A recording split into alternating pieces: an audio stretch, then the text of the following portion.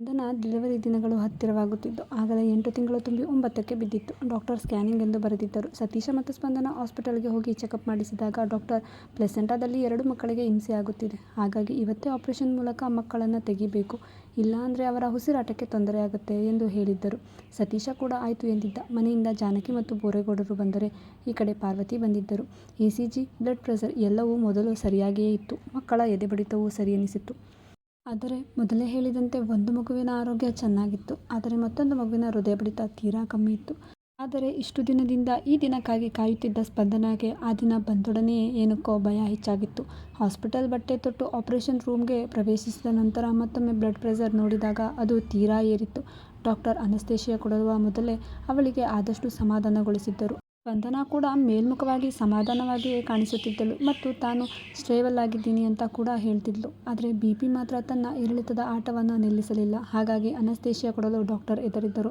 Doctor ಮುಂದುವರಿಯಲು ಭಯಪಟ್ಟಿದ್ದರಿಂದ ನೇರವಾಗಿ ಸತೀಶನಿಗೆ ಬಂದು ವಿಚಾರ ತಿಳಿಸಿದ್ದರು.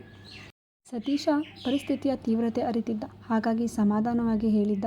ಡಾಕ್ಟರ್, ನಿಮ್ಮ ಪರ್ಮಿಷನ್ ಸಿಕ್ಕಿದ್ರೆ ನಾನು ಸ್ಪಂದನ ಹತ್ರ ಸ್ವಲ್ಪ ಮಾತಾಡಬಹುದಾ ಎಂದು. ಡಾಕ್ಟರ್ ಪರ್ಮಿಷನ್ ಕೊಟ್ಟು ತುಂಬ ಸಾಧಾರಣ ಮುಖಭಾವದೊಂದಿಗೆ ಆಪರೇಷನ್ ಥಿಯೇಟರ್ ಪ್ರವೇಶಿಸಿದ್ದ ಸತೀಶ. ಆದರೆ ಅವನೆದೆಯಲ್ಲಿ ತುಕ್ಕುವ ಡ್ಯಾಮ್ ಇನ್ನೇನು ಒಡೆಯುವಂತೆ ಅನಿಸುತ್ತಿತ್ತು. ತನ್ನ ಪ್ರೀತಿಯ 3 ಜೀವಗಳು ಈಗ ಅಪಾಯದಲ್ಲಿದ್ದಾರೆ ಎಂದು ತಿಳಿದು ಅವನಿಗೂ ಭಯವಾಗುತ್ತಿತ್ತು. ತಾನು ಧರ್ಮನ ಬಳಿ ಸ್ಪಂದನ ಬಗ್ಗೆ ಅಷ್ಟೊಂದು ನಿರಾಳವಾಗಿ ಮಾತನಾಡಿದ್ದಕ್ಕೆ ದೇವರು ಈ ಪರಿಸ್ಥಿತಿಯನ್ನು ಕೊಟ್ಟಿದ್ದಾನೇನೋ ಅನ್ನಿಸಿತ್ತು. ಸ್ಪಂದನ ಆಪರೇಷನ್ ರೂಮ್ನಲ್ಲಿ ಆ ಕಡೆ ಈ ಕಡೆ ಓಡಾಡುತ್ತಿದ್ದರೆ ಸತೀಶ ಬಂದಿದ್ದೇ ತಡ. ಸ್ಪಂದನ ಮತ್ತಷ್ಟು ಗಾಬರಿಯಾಗಿದ್ದಳು. ಸತಿಭಾವ, ಏನಾಯಿತು? ಯಾಕೆ ಇಷ್ಟೊಂದು ಪ್ರಾಬ್ಲಮ್ ಏನಾದರೂ ಇದೆಯಾ? ಏನಕ್ಕೆ ನೀನು ಒಳಗಡೆ ಬಂದೆ? ನನಗೇನಾದರೂ ಸಮಸ್ಯೆ ಇದೆ ಅಂತ ಏನಾದರೂ ಹೇಳಿ ನಿನ್ನನ್ನು ಹೊರಗಡೆ ಕಳಿಸಿದ್ರಾ? ಅವಳ ಗಾಬರಿ ಹೆಚ್ಚಾಗಿತ್ತು. ಅವಳನ್ನು ಸಮಾಧಾನ ಮಾಡಿಸುತ್ತಾ, ಇಲ್ಲ ಮನೆ, ಏನೂ ಇಲ್ಲ, ನಾನೇ ನಿನ್ನ ನೋಡೋಕೆ ಅಂತ ಬಂದೆ. ನಿನಗೆ ನಾನು ಅಂದರೆ ಎಷ್ಟಿಷ್ಟ ಮನೆ ಅಂದ ಸತೀಶ. ಅವನ ಕೂದಲೊಳಗೆ ಕೈಯಾಡಿಸುತ್ತಾ, ನೀನು ಅಂದರೆ ನನಗೆ ಪ್ರಾಣ ಭಾವ ಅಂದ್ಲು. ಹೌದಾ ಮನೆ, ಹಾಗಿದ್ರೆ ನಮ್ಮ ಮಕ್ಕಳು ಅಂದ ಅವಳೊಡಲ ಮೇಲೆ ಕೈಯಾಡಿಸುತ್ತಾ.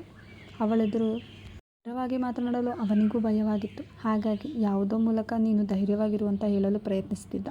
ಆದರೆ ಅವಳಿಗೇನೋ ಅನುಮಾನ ಬಂದಂತೆನಿಸಿತು. ಏನಾಯಿತು ಭಾವ, ಏನಾದರೂ ಹೇಳಿದ್ರಾ ಡಾಕ್ಟ್ರು? ಭಾವ ಅಂದರೆ ಕಣ್ಣಲ್ಲಿ ಆತಂಕ. ಅವಳ ಗಲ್ಲವನ್ನು ಮೇಲೆತ್ತಿ, ಏನಿಲ್ಲ ಬಂಗಾರ, ನಿನಗೆ ಸ್ವಲ್ಪ ಬಿಪಿ ವೇರಿಯೇಷನ್ ಆಗ್ತಿದೆಯಂತೆ. ನಿನಗೆ ನಾನು ಅಂದರೆ ತುಂಬ ಇಷ್ಟ ಅಲ್ವಾ? ನೀನು ನಾನು ತುಂಬ ಇಷ್ಟಪಡ್ತೀಯ ಅಲ್ವಾ? ನನಗೆ ನನ್ನ ಮಕ್ಕಳು ಅಂದರೆ ಅಷ್ಟೊಂದು ಕನಸು ಕಟ್ಕೊಂಡಿದ್ದೀವಲ್ವಾ? ಹಾಗಿರುವಾಗ ನೀನು ಧೈರ್ಯವಾಗಿರಬೇಕು ಅಲ್ಲ ಮನೆ ಎಂದ ಪ್ರೀತಿಯಿಂದ. ನೀನು ಅಂದರೆ ನನಗೆ ಪ್ರಾಣ ಅಲ್ವಾ ಮನೆ, ನನ್ನ ಮಾತನ್ನ ಕೇಳ್ತೀಯಲ್ವಾ ಚಿನ್ನಿ ಅಂದ ಸ್ಪಂದನಳನ್ನು ನೇರವಾಗಿ. ಸ್ಪಂದನ, ಇಲ್ಲ ಭಾವ, ನಾನು ಚೆನ್ನಾಗಿದ್ದೀನಿ ನೋಡಿ ಭಾವ ಅಂದರೆ. ಸರಿ ಆಯಿತು, ಜೋರಾಗಿ ಉಸಿರು ತಗೋ. ನಾನು ನಿನಗೆ ಮೊದಲ ಪ್ರೀತಿ ಹೇಳಿದ್ದನ್ನು ನೆನಪು ಮಾಡ್ಕೊ. ನಮ್ಮ ಮೊದಲ ಪ್ರೀತಿಯ ದಿನಗಳನ್ನು ನೆನಪಿಸ್ಕೊ.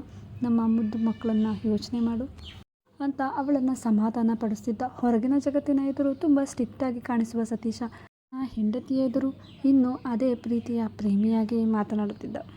ಸತೀಶನ ಮಾತಿಗೆ, ಅವನ ಪ್ರೀತಿಗೆ ಸೋತ ಸ್ಪಂದನ ನಿರಾಳವಾಗಿ ನಗುತ್ತಾ, ಸರಿ ಭಾವ, ನೀನು ನನ್ನ ಜೊತೆ ಇರ್ತೀಯಾ ಅಂದ್ಲು. ಸತೀಶ ಸರಿ ಮನೆ ಅನ್ನುತ್ತಾ ತನ್ನೆಡೆಗೆ ಒರಗಿಸಿಕೊಂಡು ಹಣೆಗೆ ಮುತ್ತಿಡುತ್ತಾ ಸಮಾಧಾನಪಡಿಸಿದ್ದ.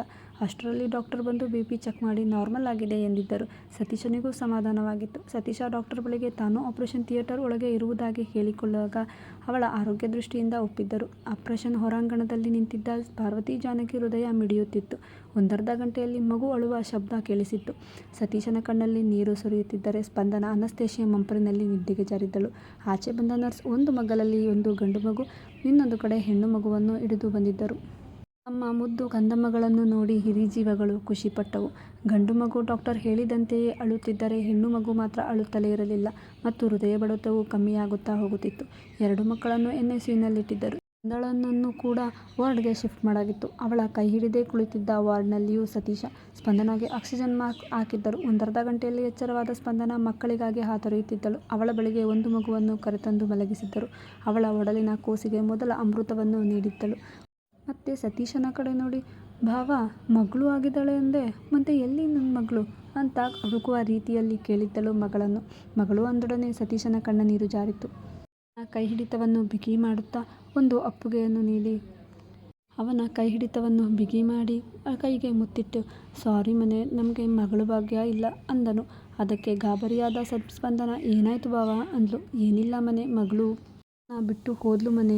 ಅವಳು ತನ್ನುಸಿರನ್ನು ತನ್ನ ಅಣ್ಣನಿಗೆ ಕೊಟ್ಟು ಹೋಗವಳೆ. ಇವಾಗ ಮಗ ಮಗಳು ಎರಡೂ ನಮ್ಮ ಮಗನೆಯ ಅಂದ. ಒಡನೆ ಮಗ್ಗಲಲ್ಲಿದ್ದ ಮಗುವನ್ನು ನೋಡದೆ ಬೇರೆ ಕಡೆ ತಿರುಗಿ ಬಿಕ್ಕಳಿಸುತ್ತಾ ಅಳುತ್ತಿದ್ದರೆ ಸತೀಶ ಕೈ ಹಿಡಿದು, ಪ್ಲೀಸ್ ಮನೆ, ನೀನು ಅಳಬಾರ್ದು. ನಿನಗೆ ನಾನು ಬೇಕಲ್ವಾ? ನಿನಗೆ ಮಗಳು ಬೇಕು ತಾನೇ? ಸುಮ್ಮನಿರು, ಮತ್ತೆ ಬರ್ತಾಳೆ. ಎಲ್ಲಿಗೆ ಹೋಗ್ತಾಳೆ? ಇವಾಗ ಅಣ್ಣನಿಗೆ ತೊಂದರೆ ಆಗಬಾರ್ದು ಅಂತ ಹೋಗಿದ್ದಾಳೆ ಅಷ್ಟೇ. ಮಗ ದೊಡ್ಡವನಾದ್ಮೇಲೆ ಮತ್ತೆ ಮಗಳು ಬಂದೇ ಬರ್ತಾಳೆ ಅಂತಿದ್ರೆ ಅವನ ಪ್ರೀತಿಯ ಆಳವನ್ನು ಕಾಣುತ್ತಿದ್ದ ಜಾನಕಿ ಅವರ ಕಣ್ಣು ಮತ್ತು ಪಾರ್ವತಿಯ ಕಣ್ಣುಗಳು ಕಂಬನಿಯಲ್ಲಿ ಮಿಡಿದಿತ್ತು. ಒಂದೇ ಮಗು ಉಳಿಯುವುದು ಎಂದು ತಿಳಿದಿದ್ದ ಮನೆ ಜನರಿಗೆ ಸ್ವಲ್ಪ ದುಃಖದ ತೀವ್ರತೆ ಕಡಿಮೆ ಇದ್ದರೂ ಏನೂ ತಿಳಿದಿರದ ಸ್ಪಂದನಾಗೆ ಎತ್ತ ಕರಳು ಹೆಚ್ಚು ನೋವು ಕೊಟ್ಟಿತ್ತು. ಸ್ಪಂದನ ದೇಹವೆಲ್ಲ ತಣಿಯುತ್ತಿತ್ತು. ಸತೀಶನ ಗಮನಕ್ಕೆ ಬಂದಿತ್ತು. ಸ್ಪಂದನ ವಿಪರೀತ ನಡುಗಲು ಶುರು ಮಾಡಿದ್ದಳು. ಇಡೀ ದೇಹವೇ ಚಲಿಸುವಷ್ಟು ಅವಳನ್ನು ಸಮಾಧಾನ ಮಾಡಲು ಪ್ರಯತ್ನಿಸಿದರು. ಆಗಲಿಲ್ಲ. ಸತೀಶ ಅವಳ ಕೈ ಹಿಡಿತವನ್ನು ಸಡಿಲಗೊಳಿಸಿ ಡಾಕ್ಟರ್ ಡಾಕ್ಟರ್ ಎಂದು ಕೂಗುತ್ತಾ ಓಡಿದರೆ ಸ್ಪಂದನ ಮಾತ್ರ ಮಾತನಾಡಲು ಆಗದೆ ಮುದುರಿಕೊಳ್ಳಲು ಆಗದೆ ಮಂಜುಗಡ್ಡೆಯಂತೆ ಆಗುತ್ತಿದ್ದದ್ದನ್ನು ನೋಡಿದರೆ ಜಾನಕಿ ಸ್ಪಂದನ ಎಂದು ಕೆನ್ನೆಗೆ ಬಡಿಯುತ್ತಾ, ಸ್ಪಂದು ಸ್ಪಂದು, ಇದೇನು ನೀನು? ನೋಡಿಲ್ಲಿ ನಿನ್ನ ಮಗನ್ನ ಎಂತ ಎಚ್ಚರವಾಗಿಡಲು ಪ್ರಯತ್ನ ಪಡುತ್ತಿದ್ದರು. ಸತೀಶನ ಜೊತೆ ಬಂದಿದ್ದ ಡಾಕ್ಟರ್ ಮತ್ತೆ ಆಕ್ಸಿಜನ್ ಮಾಸ್ಕ್ ಹಾಕಿ 2 ಇಂಜೆಕ್ಷನ್ ನೀಡಿ BP ಚೆಕ್ ಮಾಡಿದರು. BP ಫುಲ್ ಹೈಯಲ್ಲಿತ್ತು. ಮತ್ತೆ ಅವಳನ್ನು ICUಗೆ ಶಿಫ್ಟ್ ಮಾಡಲಾಗಿತ್ತು. ಇಂಜೆಕ್ಷನ್ನ ಪ್ರಭಾವ ಸ್ಪಂದನ ನಿದ್ರೆಗೆ ಜಾರಿದ್ದಳು. ಸತೀಶನ ಜೀವ ಭಯದಿಂದ ಓಲಾಡುತ್ತಿತ್ತು. ಅವನು ಡಾಕ್ಟರ್ ಪರ್ಮಿಷನ್ ಪಡೆದು ಅವಳ ಸನಿಹವೇ ಕೂತವನು. ಅವಳು ಎಂದು ಕಣ್ಣು ತೆಗೆದು ಬಾವ ಅನ್ನುವಳೋ ಅನ್ನೋ ಆಸೆಯಲ್ಲಿ ಕಾಯುತ್ತಿದ್ದರೆ ಅರ್ಧ ದಿನವಾದರೂ ಸ್ಪಂದನ ಕಣ್ಣು ತೆರೆಯಲಿಲ್ಲ. ಡಾಕ್ಟರ್ ಸತೀಶನಿಗೆ ಸಮಾಧಾನ ಪಡಿಸುತ್ತಾ, ಏನಿಲ್ಲ ಸತೀಶ್ ಅವರೇ, ಅವರು ಮೆಂಟಲಿ ಡಿಸ್ಟರ್ಬ್ ಆಗಿದ್ದಾರೆ. ಅವರಿಗೆ ತಮ್ಮ ಮಗು ಇಲ್ಲ ಅನ್ನೋ ವಿಚಾರ ಆಘಾತ ಮೂಡಿಸಿದೆ. ಇನ್ನೇನಿದ್ರು ಎಲ್ಲ ದೇವರ ಕೈಲಿದೆ. ಅವರೇನಾದರೂ ಆತಂಕದಿಂದ ಆಚೆ ಬರಬೇಕು. ಇಲ್ಲ ಅಂದರೆ ಅವರ ಮಾತು ಮತ್ತು ಸತೀಶನ ಬದುಕನ್ನು ಅರ್ಧದಲ್ಲೇ ನಿಲ್ಲಿಸಿ ಹೋಗಿದ್ದರು. ಸತೀಶ ಮಾತ್ರ ಕಣ್ಣೀರಲ್ಲಿ ಕೈ ತೊಳೆದಿದ್ದ. ಆ ಕ್ಷಣ ಅಲ್ಲಿರುವ ಎಲ್ಲರಿಗೂ ಮನೆಗೆ ವಾರಸುದಾರ ಬಂದ ಅಂತ ಖುಷಿ ಪಡಬೇಕಾ? ಮಗಳು ಸಿಗಲಿಲ್ಲವಲ್ಲ ಎಂದು ದುಃಖ ಪಡಿಬೇಕಾ? ಇಲ್ಲ, ಹೆಚ್ಚು ಪ್ರೀತಿಸಿ ಮದುವೆಯಾಗಿದ್ದ ಸತೀಶನಿಗೆ ಈಗಲೇ ಸ್ಪಂದನ ಬಿಟ್ಟು ಹೋಗುವ ಸ್ಥಿತಿಯಲ್ಲಿರುವುದನ್ನು ನೋಡಿ ಹೇಗೆ ಸುಮ್ಮನಿರಬೇಕು ಎಂದು ತಿಳಿಯುತ್ತಿರಲಿಲ್ಲ. ಅಲ್ಲಿನ ವಿಚಾರವನ್ನು ತಿಳಿದ ಸವರೇಗೌಡರು ಶಿವು ಜೊತೆ ಬಂದಿದ್ದರು. ಸತೀಶನ ಸ್ಥಿತಿ ತುಂಬ ಕಠೋರವಾಗಿತ್ತು. ತಂದೆಯಾಗಿ ಪ್ರತಿ ಹಂತದಲ್ಲೂ ಅವನ ಜೊತೆಗಿದ್ದರು ಗೌಡರು. ಹಿಂದೂ ಜೊತೆ ನಿಲ್ಲುವುದನ್ನು ಮರೆಯಲಿಲ್ಲ. ಮಗ, ಏನ್ಲಾ ಇದು? ಹೆಂಡ್ರು ಹಂಗೆ ಮಲಗಿರುವಾಗ ನೀನು ಅದೇಂಗೆ ಹಿಂಗೆ ಕೂತ್ಬಿಟ್ಟಿದೀಯಾ? ನನಗೂ ಗೊತ್ತದೆ ನೀನು ನಿನ್ನ ಹೆಂಡ್ರು ಅಂದರೆ ಅದೆಷ್ಟು ಇಷ್ಟ ಅಂತ. ಹಾಗಂತ ಹೀಗೆ ಕಣ್ಣೀರು ಬಿಟ್ಕೊಂಡು ಕೂತ್ರೆ ನಿಂತ್ಕೊಂಡ್ರೆ ಎದ್ದೇಳಲ್ಲ. ಹೋಗಿ ಅವಳಿಗೂ ಹೇಳ್ಬಿಟ್ಟು ಬರೋಗು.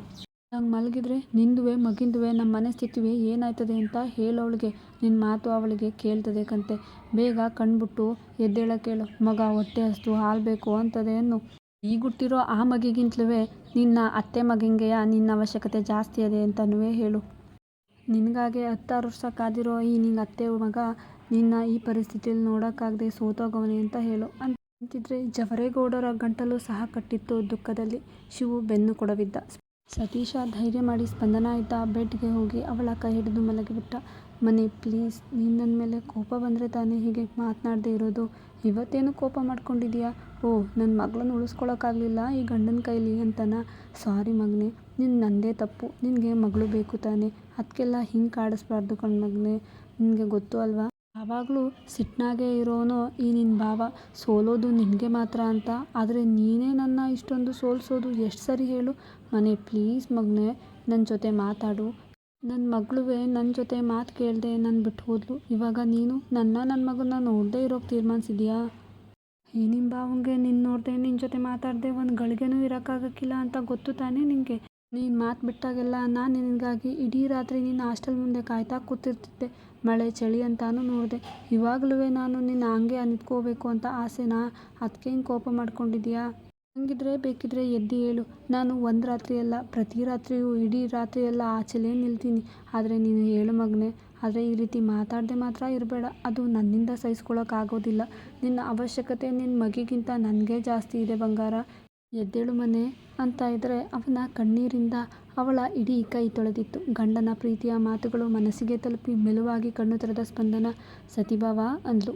ಅವಳ ದನಿ ಕೇಳಿದ ಆ ಕ್ಷಣ ಇಡೀ ವಾರ್ಡ್ ತುಂಬ ಮಾಯಾಜಾಲವೆನಿಸಿತ್ತು. ಸತೀಶನಿಗೆ ಪ್ರಪಂಚದಲ್ಲಿನ ಅಷ್ಟು ಸುಖ ನೆಮ್ಮದಿ ಒಟ್ಟಿಗೆ ಬಂದಂತಾಗಿತ್ತು. ಹೋಗಿ ಅವಳನ್ನು ತಬ್ಬಿ ತನ್ನ ಮುದ್ದು ಬಂಗಾರ, ಇಷ್ಟೊತ್ತು ಈ ನಿನ್ನ ಪ್ರೀತಿಯ ಭಾವನನ್ನು ಎದುರಿಸ್ಬಿಟ್ಟೆಲ್ಲ ಮನೆ. ನೀನಿಲ್ಲದೆ ಈ ಭಾವ ಇರಲ್ಲ ಚಿನ್ನಿ ಅಂದು ಎಣಿಕೆಗೆ ಸಿಗದಷ್ಟು ಮುತ್ತಿಟ್ಟಿದ್ದ. ಕತೆ ಮುಂದುವರಿಯಿತು. ಕತೆ ನಿಮಗೆ ಇಷ್ಟ ಆದರೆ ಒಂದು ಲೈಕ್ ಮತ್ತು ಸಬ್ಸ್ಕ್ರೈಬ್ ಮಾಡೋದನ್ನು ಮರಿಬೇಡಿ. ಕಥೆಯಲ್ಲಿ ಏನು ಇಷ್ಟ ಆಯಿತು, ಏನು ಇಷ್ಟ ಆಗಿಲ್ಲ ಕಮೆಂಟ್ ಮಾಡಿ ತಿಳಿಸಿ. Thank you.